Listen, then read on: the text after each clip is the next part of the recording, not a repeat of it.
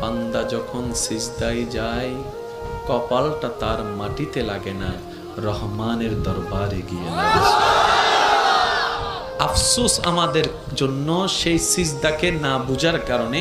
আপনাদের মসজিদেও হয়তো অনেকবার আপনারা লক্ষ্য করেছেন, রুকুতে না হয় সিজদাতে না হয় বৈঠকে ইমাম যদি কোনো রকম একটু দেরি করে, 5-10 সেকেন্ড যদি একটু সালাম ফিরাতে দেরি করে কিংবা উঠতে দেরি করে, পিছন থেকে একটা কাশি নামক মিসকল চলে আসে।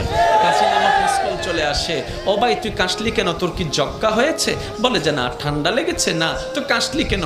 বলে যে হুজুরকে একটু সিগন্যাল দিলাম। কিসের সিগন্যাল? বলে যে আমার 3 তাসবিহ শেষ হয়েছে। হুজুর আপনারটা শেষ হলে আপনি এবার তুলতে পারেন, আপনি এবার মাথাটা তুলতে পারেন, আপনি এবার মাথাটা তুলতে পারেন। হুজুর আমার তাশাহুদ শেষ হয়েছে, দরুদ শেষ হয়েছে, আপনার শেষ হলে আপনি এবার সালামটা ফিরাতে পারেন। কিরে ভাই, নামাজ তো মওলার সামনে দাঁড়ানোর একটা সুবর্ণ সুযোগের নাম, নামাজ তো গুনাহ মাফের একটা জারিয়ার নাম, নামাজ তো রবের রহমত পাওয়ার একটা জারিয়ার নাম।